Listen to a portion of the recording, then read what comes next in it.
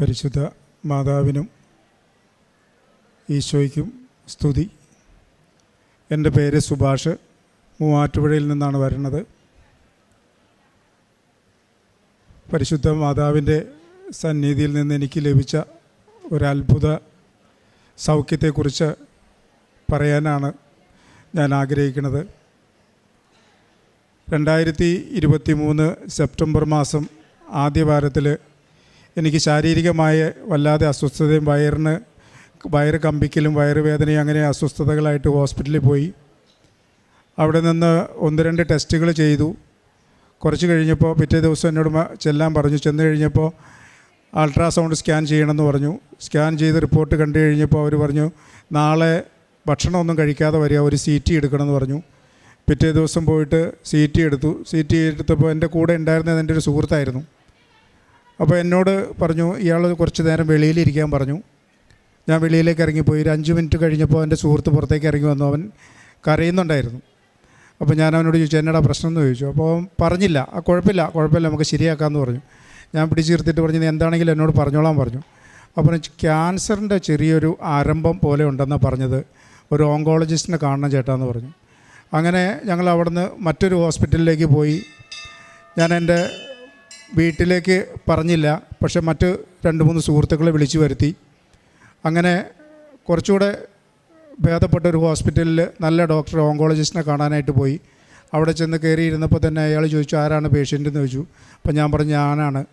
അപ്പോൾ തുറന്ന് പറയുന്നതിൽ ബുദ്ധിമുട്ടുണ്ടോ എന്ന് ചോദിച്ചു. ഞാൻ പറഞ്ഞു പ്രയാസമൊന്നുമില്ല, പറഞ്ഞോളാൻ പറഞ്ഞു. അപ്പോൾ അദ്ദേഹം പറഞ്ഞു നിങ്ങൾക്ക് ലിവർ ക്യാൻസറാണ്. അപ്പോൾ ഞാൻ ചോദിച്ചു അത് കുഴപ്പമില്ല, നമുക്ക് എന്താണ് അതിനുള്ളൊരു പോംവഴി?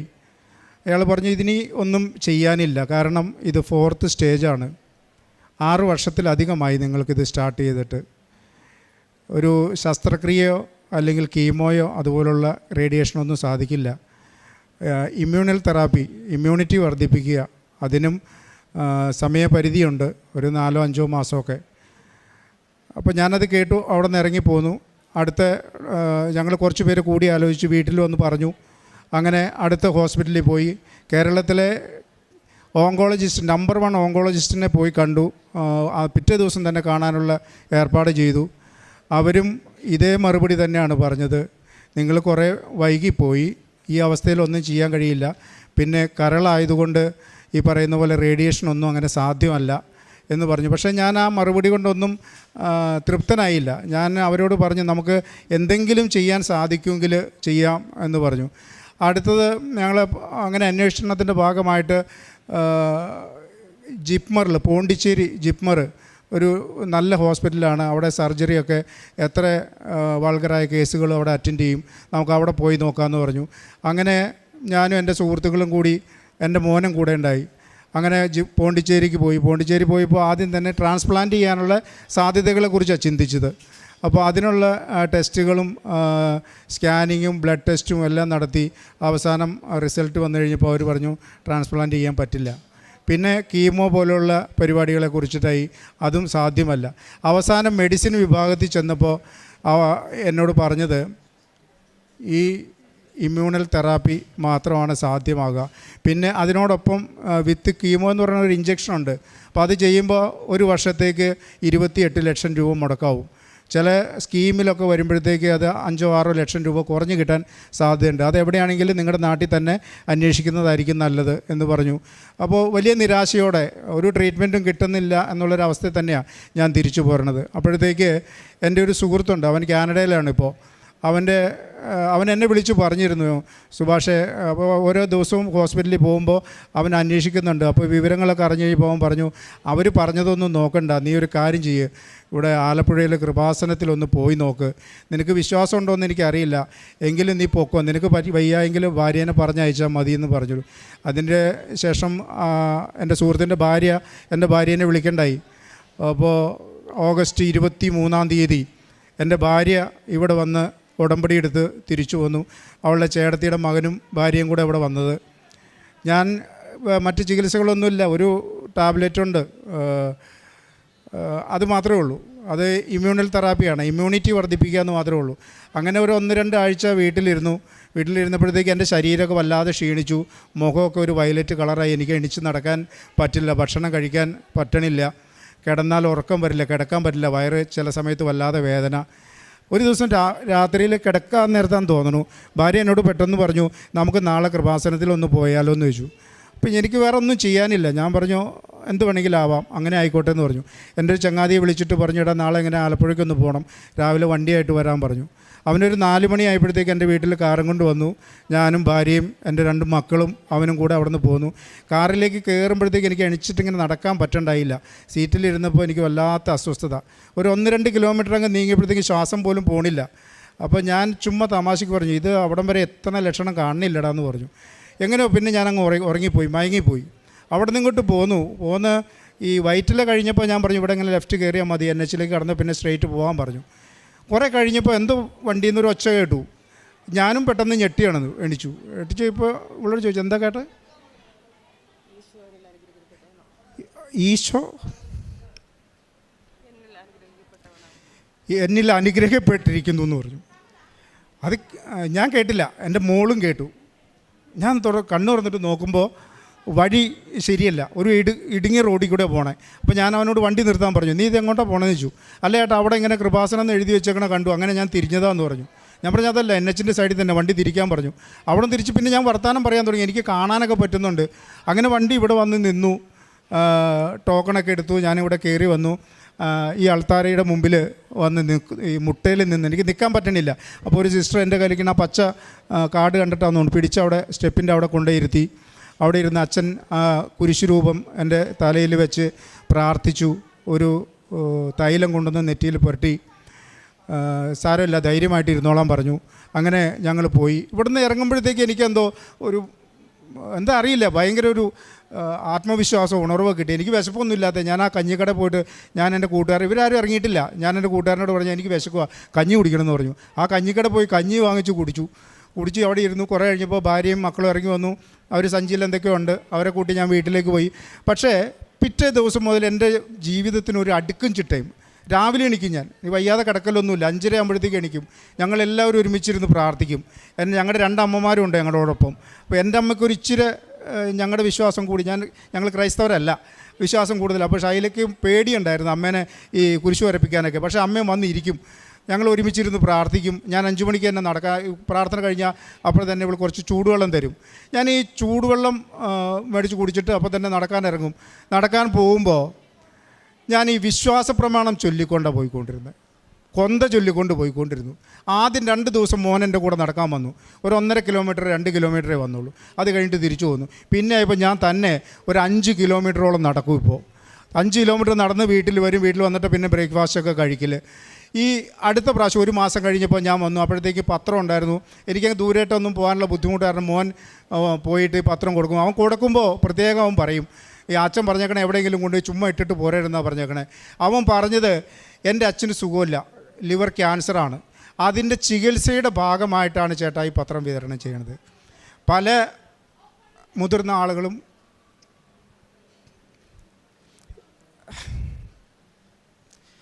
എൻ്റെ മോനെ ചേർത്ത് പിടിച്ച് ഉമ്മ വെച്ചിട്ട് വിട്ടു. മോൻ്റെ അച്ഛനൊന്നും വരില്ലെന്ന് പറഞ്ഞു വിട്ടു. അവൻ വന്നിട്ട് എന്നോട് പറഞ്ഞു അങ്ങനെയൊക്കെ. എന്തോ എനിക്ക് വല്ലാതെ ആത്മവിശ്വാസം വർദ്ധിച്ചു. വേറെ ഒരു ചികിത്സയില്ല. ആ ടാബ്ലറ്റ് ഞാനിപ്പോഴും കഴിക്കുന്നുണ്ട്. 30 ദിവസം കഴിഞ്ഞ് വീണ്ടും ഞാനിവിടെ വന്നു. ഇവിടെ വന്ന് അൾത്താരയുടെ മുമ്പിൽ മുട്ടയിൽ നിന്ന് ഞാൻ മാതാവിനോട് ഈശോയോടും മനസ്സുരുക്കി പ്രാർത്ഥിച്ചു. അച്ഛനെൻ്റെ തലയിൽ കൈവച്ച് പ്രാർത്ഥിക്കുമ്പോൾ ഞാൻ വല്ലാതെ വിറയ്ക്കുന്നുണ്ടായിരുന്നു. അച്ഛൻ ഒന്നുകൂടെ തിരിച്ചു പോയിട്ട് എൻ്റെ റിപ്പോർട്ടുകൾ നോക്കിയിട്ട് ഈ മാതാവിൻ്റെ രൂപത്തിൻ്റെ അവിടെ നിന്നൊരു സ്റ്റീലിൻ്റെ ഡപ്പയിൽ എന്തോ ഒന്ന് കയ്യിലെടുത്തുകൊണ്ട് വന്നു. എൻ്റെ ഷർട്ടിൻ്റെ ഉള്ളിലൂടെ കൈയിട്ടിട്ട് എനിക്കിവിടെ ശരിക്കും വേദന എടുക്കും. ആ സമയത്ത് ഞാൻ ഈ മുട്ടയിൽ നിന്നിട്ടാണ് തോന്നുന്നു, ഈ കൂമ്പിൻ്റെ തൊട്ട് താഴെയായിട്ട് ആ കൃത്യം അവിടെ തന്നെ അച്ഛൻ പിടിച്ചിട്ട് 2-3 വട്ടം ഇങ്ങനെ കൈ കറക്കിയിട്ട് പറഞ്ഞു, 41 ദിവസം കഴിയുമ്പോൾ വന്ന് സാക്ഷ്യം പറയണം. അമ്മ പറഞ്ഞിട്ടുണ്ടെന്നാണോ അമ്മയോട് ഞാൻ പറഞ്ഞിട്ടുണ്ടെന്നാണോ പറഞ്ഞതെന്ന് എനിക്കറിയില്ല. അമ്മ പറഞ്ഞിട്ടുണ്ടെന്ന് പറഞ്ഞു. എനിക്ക് അതോടെ കേട്ടപ്പോൾ ധൈര്യമായി. 41 ദിവസവും കൂടെ ജീവിതം നീട്ടി കിട്ടുക. ഞാൻ ഇവിടുന്ന് ഇറങ്ങിയപ്പോൾ തന്നെ ഭാര്യയോട് പറഞ്ഞു, ഇങ്ങനെ പറഞ്ഞിട്ടുണ്ട് എന്ന് പറഞ്ഞു. ഞങ്ങൾ സന്തോഷമായിട്ട് പോയി. ഈ 41 ദിവസം കൊണ്ട് ഞങ്ങൾ ഞങ്ങളുടെ കയ്യിലുണ്ടായിരുന്ന പത്രങ്ങളെല്ലാം വിതരണം ചെയ്തു. അവിടെ ഒരു 10-20 അമ്മമാരെ താമസിപ്പിക്കുന്ന ഒരു കോൺവെൻ്റുണ്ട്. അവിടെ പോയി അവർക്ക് കുറച്ച് അരിയും പച്ചക്കറി സാധനങ്ങളൊക്കെ വാങ്ങിക്കൊടുത്തു. അതുപോലെ ഞങ്ങൾ കണ്ടുമുട്ടുന്ന ആളുകളോടൊക്കെ വലിയ തരത്തിലുള്ള ഒരു എനിക്കറിയില്ല, ഞാൻ മനഃപൂർവ്വം സ്നേഹിക്കണമെന്നല്ല, എനിക്കങ്ങനെ ഈ ബുദ്ധിമുട്ടുള്ള ആളുകളെ കാണുമ്പോൾ അറിയാതെ എൻ്റെ ഉള്ളിൽ നിന്നൊരു അനുകമ്പ കടന്നു വരിക. ഞാൻ അവരോട് ചുമ്മാ വിശേഷമെങ്കിലും ചോദിക്കും, കൊടുക്കാനൊന്നുമില്ലെങ്കിൽ ഒന്നും കൊടുക്കാറുമില്ല. അപ്പോൾ ഈ അച്ഛൻ പറഞ്ഞ 41 ദിവസം എന്ന് പറയുന്നത് ഈ ഫെബ്രുവരി 7-ാം തീയതി ആയിരുന്നു. അപ്പോൾ 9-ാം തീയതി എന്നോട് ഹോസ്പിറ്റലിൽ ചെല്ലാൻ പറഞ്ഞേക്കണേ. അപ്പോൾ അന്ന് ടെസ്റ്റുണ്ട്. അപ്പോൾ ഞാൻ ഇതും കൂടെ ഒന്ന് അറിഞ്ഞിട്ട് പോകാമെന്ന് വിചാരിച്ചിട്ട് 9-ാം തീയതി ഞാൻ സ്കാനിങ്ങിന് പോയി. സ്കാനിങ് ചെയ്തിട്ട് റിസൾട്ടിന് വന്നപ്പോൾ അവർ പറഞ്ഞു സ്കാനിങ് തെളിഞ്ഞിട്ടില്ല, ഒന്നുകൂടെ ചെയ്യണമെന്ന് പറഞ്ഞു. അപ്പോൾ പിന്നെ ചെന്നപ്പോൾ പറഞ്ഞു അൾട്രാ അല്ല CT ആണെന്ന് പറഞ്ഞു. അത് കേട്ടപ്പോൾ എനിക്ക് പേടിയായി. ആദ്യം ഫസ്റ്റ് എനിക്ക് ഇത് ഡിക്ലെയർ ചെയ്തു ഇങ്ങനെ തന്നെയാണ്. എന്നിട്ട് CT ചെയ്ത് ഞാൻ വീട്ടിലേക്ക് വന്നു. 1 മണിക്കൂർ കഴിഞ്ഞപ്പോൾ അവർ വിളിച്ചു, ചേട്ടാ വീട്ടിലേക്ക് പോയോ എന്ന് ചോദിച്ചു. ഞാൻ പറഞ്ഞു പോയി എന്ന് പറഞ്ഞു. ചേട്ടാ ഒന്നും കൂടെ വരേണ്ട വരുമല്ലോ എന്ന് പറഞ്ഞു. എനിക്കത് കേട്ടപ്പോൾ വീണ്ടും പേടിയായി. എൻ്റെ വീട്ടിൽ നിന്ന് 10-20 കിലോമീറ്റർ പോകണം. അപ്പോൾ ഞാൻ പറഞ്ഞു ഞാൻ വീട്ടിലെത്തി, ഞാനിവിടെ DDRCയിൽ ബ്ലഡ് കൊടുക്കാനുണ്ട്, അതിനുവേണ്ടി വന്നതാണ്. അപ്പോൾ എന്നാൽ തിങ്കളാഴ്ച നിങ്ങൾ വാങ്ങാൻ വരില്ലേ, അപ്പം മതി, രാവിലെ ഒരു 10 മണിയാകുമ്പോൾ വന്നേക്കാൻ പറഞ്ഞു. രാവിലെ 10 മണിയായപ്പോൾ ഞാൻ ചെന്നപ്പോൾ തന്നെ സുഭാഷ് അല്ലെന്ന് വെച്ചു. അതേന്ന് പറഞ്ഞു. എന്നാൽ കയറി വരാൻ പറഞ്ഞാൽ അവർ ഒന്നുകൂടെ ശരിക്കും ഇവിടെ ഞെക്കി പീച്ചി ഈ സാധനം ഇട്ട് ഉരുട്ടി ടെസ്റ്റ് ചെയ്തു. കുറച്ച് കഴിഞ്ഞപ്പോൾ റിസൾട്ട് കഴിഞ്ഞു. പേടിക്കാനൊന്നുമില്ല കേട്ടോ എന്ന് പറഞ്ഞു.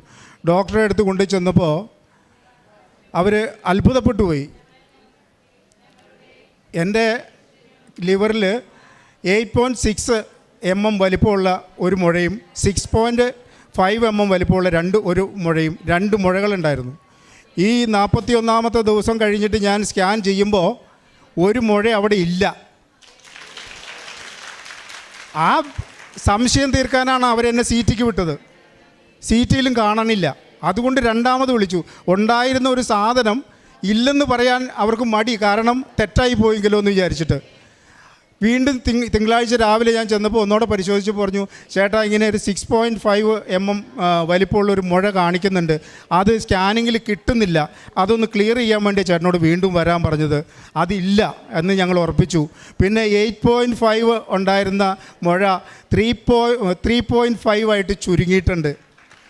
ഞാൻ ഇവിടെ വരുമ്പോൾ എൻ്റെ AFP count, alpha protein count എന്ന് പറയും, ഈ ക്യാൻസർ രോഗികളുടെ ബ്ലഡിലുള്ളൊരു സാധനമാണ്, 41,000 ആയിരുന്നു. ഈ കഴിഞ്ഞ മാസം ഞങ്ങൾ ടെസ്റ്റ് ചെയ്യുമ്പോൾ 374 ചുരുങ്ങി. 5 മുതൽ 10 വരെയാണ് നോർമൽ സ്റ്റേജ്. ഈ മാസം നോക്കിയിട്ടില്ല. അടുത്ത മാസം, അതായത് മാർച്ച് 11-ാം തീയതി ചെല്ലുമ്പോൾ ഈ കൗണ്ടും കൂടെ നോക്കിയിട്ട് വരാൻ പറഞ്ഞിട്ടുണ്ട്. കേട്ടവരും കണ്ടവരും അതിനേക്കാൾ ഉപരി ഞാനും ഈ അത്ഭുതത്തെ ഓർത്ത് ഇന്ന് വല്ലാതെ നന്ദിയുള്ളവനായിരിക്കുന്നു. എന്താ പറയേണ്ടതെന്ന് എനിക്കറിയില്ല. ശരിക്കും മരണഭയത്തോടെ കിടന്നുറങ്ങിയ നാളുകളായിരുന്നു എൻ്റേത്. ഇന്നെനിക്ക് മരണഭയമില്ല. ഞാൻ എൻ്റെ മോനെ വിളിച്ച് അടുത്ത് കിടത്തിയിട്ടുണ്ട് ഈ കഴിഞ്ഞ ദിവസങ്ങളിലൊക്കെ. കാരണം എത്ര ദിവസം മക്കളെ തൊട്ടുരുമ്മി നിൽക്കാൻ പറ്റുമെന്നുള്ള ഉറപ്പില്ലാത്തതുകൊണ്ട്. പക്ഷേ ഇന്നെനിക്ക് ആ ഭയം പോയി. ഇന്ന് പ്രാർത്ഥിക്കാൻ പറ്റുന്നുണ്ട്. ആ പ്രാർത്ഥനയിൽ എനിക്ക് വലിയ ശക്തി കിട്ടുന്നുണ്ട്, ധൈര്യം കിട്ടുന്നുണ്ട്. എൻ്റെ മക്കൾ എന്നെ മോട്ടിവേറ്റ് ചെയ്യുന്ന രീതിയിലേക്ക് വളർന്നിട്ടുണ്ട്. ആ കൂട്ടായ പ്രാർത്ഥന, എൻ്റെ മോനും മോളും അമ്മമാരും ഷൈലും ഭാര്യയും ഒരുമിച്ചിരുന്ന് ഞങ്ങൾ പ്രാർത്ഥിക്കണം. ആ പ്രാർത്ഥിക്കുമ്പോൾ കിട്ടുന്ന ഒരു ആത്മവിശ്വാസം അത് വളരെ വലുതാണ്. ഞാൻ ആദ്യം വന്നപ്പോൾ എൻ്റെ വീടിൻ്റെ അടുത്തുള്ളൊരു കുടുംബത്തെ ഞാൻ കൊണ്ടുവന്നു ഇവിടെ. അവർ ഉടമ്പടി എടുത്ത് തിരിച്ചു പോയി. അവന് 10 വയസ്സ് മുതൽ, ഞാൻ അവരുടെ രഹസ്യങ്ങളൊന്നും പറയണില്ല, ഷുഗർ പേഷ്യൻ്റാണ്. കിഡ്നിയൊക്കെ പോയിട്ട് ക്രിയാറ്റിൻ്റെ അളവ് ഭയങ്കരമായിട്ട് കൂടുതലാണ്. ഈ കഴിഞ്ഞ ദിവസം ഞാൻ കണ്ടപ്പോൾ ചോദിച്ചു എങ്ങനെയുണ്ടെന്ന് വെച്ചു. 1.5 ആണ് അവൻ്റെ ക്രിയാറ്റിൻ. Same medicine. ഇന്ന് ഞാൻ വരുമ്പോഴും ഞാനീ നടക്കാൻ പോകുന്ന വഴിക്ക് ഇങ്ങനെ കാണുന്ന ആളുകളോട് പറയാറുണ്ട്. ഞാനീ നടക്കാൻ പോകുന്ന വഴിക്ക് ഉള്ള മറ്റൊരു ചങ്ങാതിയെ അവനെ കണ്ടപ്പോൾ ഞാൻ പറയടാ, ബുദ്ധിമുട്ടാണ്, രോഗത്തിന് ശമനമൊന്നുമില്ലെങ്കിൽ ഞാനിങ്ങനെ അടുത്ത ദിവസം കൃപാസനത്തിൽ പോകുന്നുണ്ട്, നീ പോരേന്ന് പറഞ്ഞു. അപ്പോൾ അവൻ്റെ ഭാര്യ എൻ്റെ കൂടെ അയച്ചിട്ടുണ്ട്. അവരിന്ന് ഉടമ്പടി എടുത്തിട്ടുണ്ട്. അങ്ങനെ എനിക്ക് പറയാൻ കഴിയുന്ന, എനിക്ക് ചെയ്യാൻ കഴിയുന്ന ആളുകളോട് വെറുതെ പറയല്ല. എന്നോട് ചോദിച്ചു ഇപ്പം എങ്ങനെയുണ്ട് മോനെ. അവർ വളരെ എന്താ പറയണേ, അനുകമ്പയോടുകൂടി ദയയോട് കൂടിയിട്ടൊക്കെ ചോദിക്കണേ. ഇപ്പോൾ എങ്ങനെയുണ്ട്? ഞാൻ വളരെ ഹാപ്പി ആയിട്ട് ഒരു കുഴപ്പമില്ല, സുഖമാണ്, സന്തോഷമായിട്ടിരിക്കണു. നിങ്ങൾക്ക് എന്തെങ്കിലും പ്രശ്നം ഉണ്ടെങ്കിൽ ഞാൻ ചെയ്ത ചികിത്സ ചെയ്യാം, എൻ്റെ കൂടെ പോരെ, ഞാൻ കൊണ്ടാം കൃപാസനത്തിൽ, എൻ്റെ ചിലവിൽ, എൻ്റെ വണ്ടിയിൽ. ഇന്ന് ഞാൻ അങ്ങനെ തന്നെയാണ് ഇവിടെ എത്തിയിട്ടുള്ളത്. ഇന്ന് ഞാൻ മൂവാറ്റുപുഴയിൽ നിന്ന് തന്നെ വണ്ടി ഓടിച്ചിട്ട് ഇവിടം വരെ വന്നത്. തിരിച്ചു പോവാം. മോൻ ചോദിച്ചു, അച്ഛാ ഞാൻ വരണോ, അവന് ക്ലാസ് ഉണ്ട്, 2 പേര് ഡിഗ്രിക്കാണ് പഠിക്കണേ. എനിക്ക് നല്ല ധൈര്യമുണ്ട്. ഞാൻ പറഞ്ഞു, എടാ കൃപാസനത്തിലേക്കല്ലേ പോണേ, പോയിട്ട് വരും, നീ കോളേജിൽ പോയിക്കോളാൻ പറഞ്ഞു. എന്തായാലും ഇവിടെ വന്നു പെടാൻ പറ്റും. എൻ്റെ ചങ്ങാതിയുടെ ഇടപെടൽ മൂലമാണ് കൃപാസനത്തെക്കുറിച്ച് എൻ്റെ ഭാര്യ അറിയതും അവൾക്ക് ഇങ്ങനെ ഒരു ധൈര്യം കിട്ടിയതും.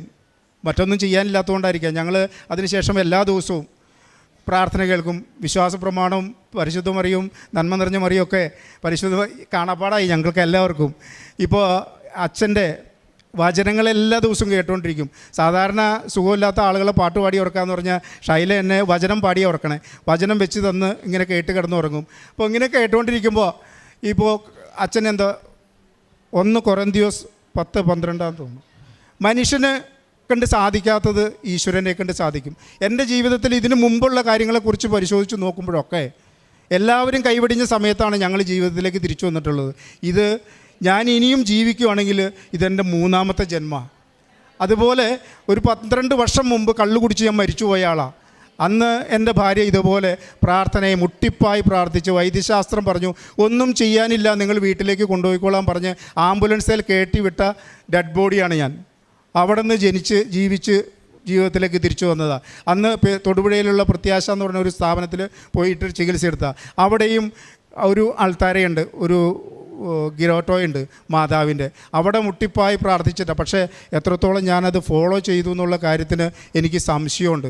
അതുകൊണ്ടായിരിക്കും ഞാൻ ഈ പ്രത്യാശ ഭവനിലെ ഡയറക്ടറെ വിളിച്ച് പറഞ്ഞു, ഇങ്ങനെ രോഗസൗഖ്യത്തെക്കുറിച്ച് പറഞ്ഞപ്പോൾ അദ്ദേഹം എന്നോട് പറഞ്ഞത്, നിന്നെ ദൈവം വീണ്ടും വിശുദ്ധീകരിക്കാൻ വേണ്ടിയിട്ടാണ് ഈ രോഗം നിനക്ക് തന്നത്. ഇത് രോഗമല്ല, നിന്നെ ശുദ്ധീകരിക്കലാണ്. നീ ധൈര്യമായിട്ടിരിക്കാൻ, നന്ദിയുള്ളവനായിട്ടിരിക്കാൻ പറഞ്ഞു. ഞാൻ ഇന്ന് ആ വഴികളെ അതിലൂടെ തന്നെ മുന്നോട്ട് പോകാനായിട്ട് ആഗ്രഹിക്കുന്നു. എല്ലാവരുടെയും ഞാൻ വേറൊരു കാര്യം, അത് ഒരിക്കലും ഞാൻ മറക്കില്ല, എന്നും പ്രാർത്ഥിക്കുന്ന ഒരു പ്രാർത്ഥനയാണ്. ഞാനിവിടെ ഈ സ്റ്റെപ്പിൽ മുട്ടുകുത്തുമ്പോൾ എൻ്റെ തൊട്ടടുത്തൊരു മോനുണ്ടായിരുന്നു. അവൻ എപ്പോഴും ചുമച്ചുകൊണ്ടിരിക്കുക, ബ്ലാഡറിൽ ശ്വാസകോശത്തിൽ അണുക്കളാണെന്ന് പറഞ്ഞ്. ഞാനിവിടുന്ന് എണിച്ചു കഴിഞ്ഞപ്പോൾ പിന്നെ എൻ്റെ പ്രാർത്ഥന മുഴുവൻ ആ മകന് വേണ്ടിയിട്ടായിരുന്നു. ഇന്നും ഞങ്ങൾ പ്രാർത്ഥിക്കുമ്പോൾ ആ മോനെ ഓർത്ത് പ്രാർത്ഥിക്കാറുണ്ട്, എന്നെ അമ്മ രക്ഷിച്ചതുപോലെ ആ മോനെയും രക്ഷിക്കണേ. അങ്ങനെ മറ്റുള്ളവർക്ക് വേണ്ടിയും പ്രാർത്ഥിക്കാനായിട്ടുള്ള ഒരു മനസ്സ് ഈശ്വരൻ ദൈവം എനിക്ക് തന്നിട്ടുണ്ട്. എല്ലാവർക്കും അതുപോലെ തന്നെ ഈ മാതാവിൻ്റെയും ദൈവത്തിൻ്റെയും കൃപ ധാരാളമായിട്ട് നമുക്കെല്ലാവർക്കും ലഭിക്കട്ടെ എന്ന് പ്രാർത്ഥിക്കുന്നു. അതോടൊപ്പം തന്നെ ഈ ഈശോയ്ക്കും പരിശുദ്ധ മാതാവിനും എൻ്റെ ജന്മം ഞാൻ ഇനി അങ്ങോട്ട് സമർപ്പിക്കണം. പരിശുദ്ധ അമ്മയുടെ മധ്യസ്ഥതയിൽ ലഭിച്ച വലിയൊരു സൗഖ്യത്തിൻ്റെ സാക്ഷ്യം വളരെ വ്യക്തമായിട്ട് ഇപ്പം നമ്മൾ കേൾക്കുവാനായിട്ട് ദൈവം ഇടവരുത്തി എന്നുള്ളതാണ് ഏറ്റവും പ്രധാനപ്പെട്ടത്.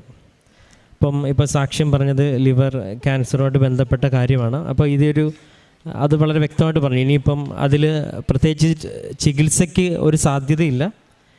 ഇനിയിപ്പം ഇമ്മ്യൂണിറ്റി വർദ്ധിപ്പിക്കുവാനായിട്ടുള്ള ഒരു മെഡിസിൻ മാത്രമാണ് ഇതിൻ്റെ സാധ്യത എന്ന് പറഞ്ഞ് പിന്നെ ഏതോ ഒരു കൂട്ടുകാരൻ വഴി ഇവിടെ വന്നു എന്നുള്ളതാണ്. പിന്നെ ഇവിടെ വന്നതിന് ശേഷം ഒരു എന്തെന്നില്ലാത്തൊരു ധൈര്യം എന്ന വാക്കാണ് ഇവിടെ ഈ സാക്ഷ്യത്തിൽ ഇദ്ദേഹം പറഞ്ഞത്. നിങ്ങൾ സാക്ഷ്യങ്ങൾ അതിപ്പം ആര് പറയുന്ന സാക്ഷ്യങ്ങളാണെങ്കിലും പരിശോധിക്കുമ്പം അവർക്ക് ലഭിക്കുന്ന ഒരു ധൈര്യത്തിനെക്കുറിച്ച്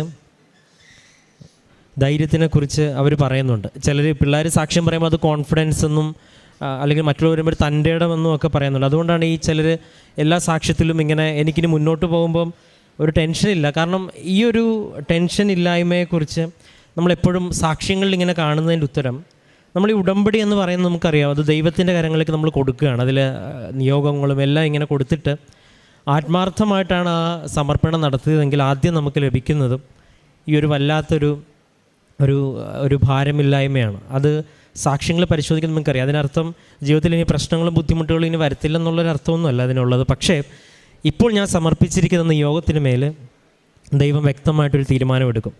അതിനിതുപോലെ ബോധ്യപ്പെടുത്തുന്ന രീതിയിൽ, ഇതിപ്പം സൗഖ്യത്തിൻ്റെ കാര്യമാണെങ്കിൽ ഇതിനു മുമ്പ് പറഞ്ഞ കാര്യത്തിലുമൊക്കെ വ്യക്തമായിട്ട് ഇങ്ങോട്ട് വന്ന യാത്രയിൽ പോലും ഒരു ദൈവാനുഭവം ഉണ്ടായെന്നുള്ളത് പറയുന്നുണ്ട്. ഈശോ നിന്നെ അനുഗ്രഹിക്കുന്നുവെന്ന് ഒരു വചനം ലഭിച്ചതായിട്ടുമൊക്കെ പറയുന്നുണ്ട്.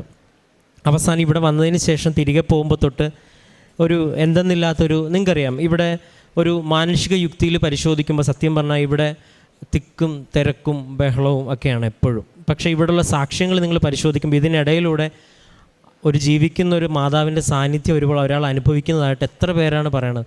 ഇവിടെ കാലൂത്തി അന്നോട്ട് അത് ഇവിടെ എല്ലാം നമുക്ക് കൊടുക്കുമ്പോൾ ഇങ്ങനെയുള്ള ദൈവിക അനുഭവങ്ങൾ ലഭിക്കുന്നതുകൊണ്ടാണല്ലോ നിങ്ങളും ഓരോരുത്തരും ഇവിടെ ആയിരിക്കുന്നത്. അപ്പോൾ പരിശുദ്ധ അമ്മ ഇവിടെ ജീവനോടെ പ്രത്യക്ഷപ്പെട്ടു എന്നുള്ളതാണ് നമ്മുടെ ഈ ഒരു ആലയത്തിൻ്റെ അടിസ്ഥാനം എന്ന് പറയുന്നത്.